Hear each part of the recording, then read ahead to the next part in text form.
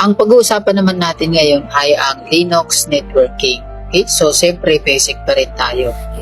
So, titingnan natin yung IP address, interface, default gateway, at yung connectivity.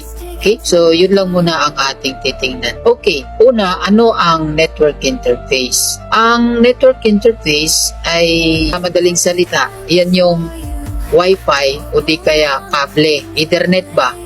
Yung tinutusok sa laptop mo o PC o di kaya ay virtual interface. Okay? So, gets nyo ba? So, ito yung pinakapintuan ng computer mo papunta sa network. So, imaginein mo yung computer mo, di ba? Buo, laptop. So, ang pinakapintuan niyan para lumabas sa internet, yung Wi-Fi o di kaya yung kable na tinutusok mo. Okay? So, sa real world, ang computer ay isang bahay. Ang network interface naman ay yan yung pintuan para pumasok at lumabas ang lahat ng data. Okay? Di ba? So, gets mo, idol? Okay. So, next. So, paano naman natin titingnan ang interfaces? Okay. So, madali lang.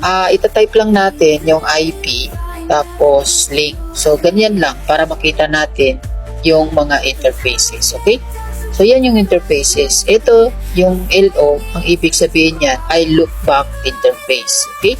Yung ETHO naman, ang ibig sabihin naman yan ay Ethernet. Okay? Alright. Okay, so, itong Docker, hindi na natin yan din pag-uusapan. Isa rin to sa pintuan. Okay? Alright. So, next, ang titingnan naman natin ay yung IP address ng ating PC. Okay. So, madali lang naman din. I-type lang natin yung IP DDR. So, makikita natin dyan yung init. Okay. So, at saka yung subnet mask niya na /8/32 tapos /20 blah blah blah. Okay. So, yun siya. Tapos, yung mga broadcast address niya, okay? ATS broadcast, broadcast, okay? So, yun siya para makita natin ang IP address sa pamamagitan ng ating Linux, okay? Sa real world, ang IP address ay ang parang address ng bahay mo. Kung wala kang address, hindi ka makikita ng mga kapitbahay mo o di kaya yung munisipyo, right? So, ganun lang kadali. So, next naman natin titingnan ay ang IP address lang mismo. Hindi kagaya nito na buo. So, para makita yon ang itatype mo lang. Halimbawa, IP address lang hinahanap mo ay ang hostname lang. Okay? So, ganyan lang. Tapos, big letter na I. Okay? So, ang lalabas lang ay ang IP address mo mismo. Okay? So, ganyan lang. Ganyan lang paghahanap ng IP address. Okay? So, ang titingnan naman natin ngayon ay ang default gateway. Okay? So, paano naman natin titingnan ang default gateway sa ating Kali Linux? So, madali lang naman din. IP, space, then route. Okay? So, makikita natin yung default via 172. Okay? So, ito yung daanan palabas ng ating local network patungo sa ibang network or internet. So, dito siya dumadaan muna sa IP address na yan. Okay? So, ganun lang yun. Okay? So, kung ang bahay ninyo ay nasa subdivision, halimbawa, ang default gateway nyo o yung gate ay ang pangunahing gate palabas ng subdivision. Okay? So, nagets ba, idol? So, halimbawa, marami kayo sa subdivision. So, isa lang ang gate nun. Lahat kayo dun dumadaan. So, yun yung tinatawag na default gateway.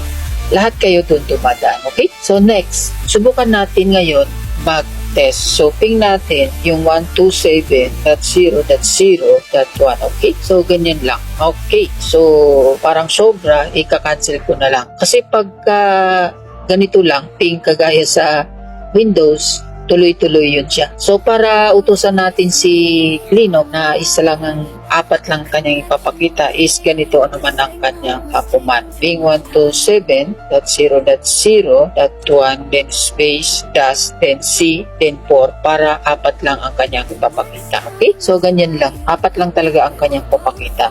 So, ano naman ang ibig sabihin nito? So, ibig sabihin, ito yung loopback address natin, yung 127. Okay?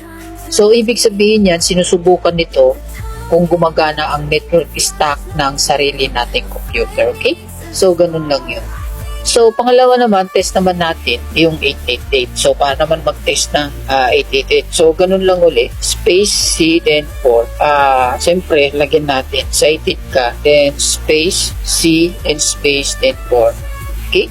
So, yun, papakita naman niya yung 4 lang. So, ano naman ang ibig sabihin nito?